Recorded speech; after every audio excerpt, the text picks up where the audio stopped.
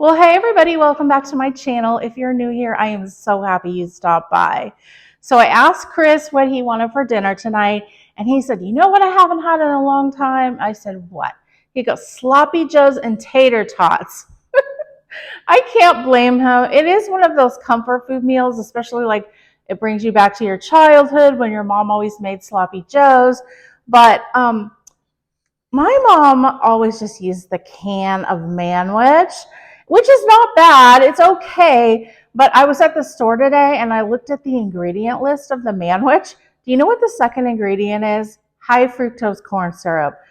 We don't want that. So today I'm going to show you how to make homemade root beer sloppy joes. The root beer is just going to give it a nice little extra something.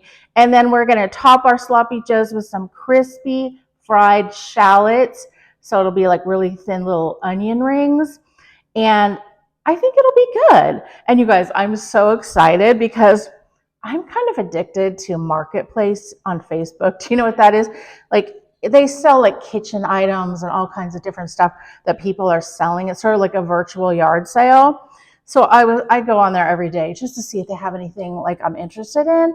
And I found this. I have always wanted one because my grandma had one, my mom had one, but I have never had one. An electric skillet. And this thing is in like pristine condition. Look, not a scratch on it. It's non-stick. And she said she only used it twice. And guess how much I paid for it? $5.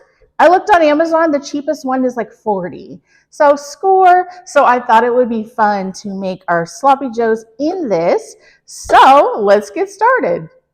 For spices, you're going to need some dry mustard powder, thyme leaves, onion powder, garlic powder, and salt. I'm using seasoning salt, but any salt will do. Black pepper, chili powder, and parsley flakes. You're also going to need 3/4 cup of ketchup, 3/4 cup of root beer, I'm using diet, a teaspoon of Worcestershire sauce, a 1/2 cup of bell pepper, and then a shallot, a large shallot if you want to make the crispy onion rings, which I highly recommend that you do. Now I want to show you guys, I got this 16 ounces of prime rib burgers on sale for $8.99. Now if I would have just got regular ground beef, look, $11.99, and then this one was $10.99 a pound. So always look for like the best buy. All right, so I'm turning my electric skillet to the sear, and we're just going to add in our ground beef and our bell pepper, and you want to finely dice it. Now this thing heated up so fast, I was super impressed. And then I added my mustard powder, my onion powder, garlic powder, just all my seasonings. And I will have the exact amounts that I used in the description box. Chili powder. So easy, you just basically dump everything in there. Then just stir it around for another minute. Now you guys, this hardly had any fat. I didn't even need to drain it. So I'm putting in my ketchup, the Worcestershire sauce, and then I turned it down to more of like a simmer mode. Now it doesn't look like there's much in here because this electric skillet is absolutely huge. It's 12 inches. Doesn't that look good? Now you guys, when it's done, always give it a taste. If you want to add more onion powder, garlic powder, salt. So don't be afraid to taste it first. And then this is how it came out. It smelled amazing. Now you guys, I did add a tablespoon of brown sugar along with it because I felt it wasn't quite sweet enough. Now take your shallot and cut it as thin as you can and make it into these rings. And then you're just going to take some regular flour and just dredge the rings and try to separate them.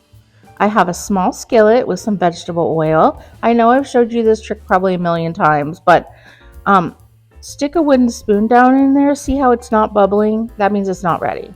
See how it's bubbling now? It's ready. So I did half of these at a time and just kind of stir them around a little so they don't stick together. and it took like 2 minutes for them to get brown and crispy. And then immediately sprinkle them with a little bit of salt. And then I did my second batch. Look how good they look. And oh my gosh, don't start eating them or you will not have any left for your sloppy joes. They were so good. When I was at the store today, I found my favorite brioche buns on sale for $2.99. They're normally like $5.99. So these are so good for sandwiches. Now you guys don't make fun of me, but I like Kraft singles on my sloppy joe. If you don't, you can just leave it off. But that's how I ate them in school, and that's what I like. But what really elevates these is these slivers of fried shallots. It just takes this sandwich over the top. It was so good, you guys. The flavorings were just spot on. One of my favorite comfort food sandwiches.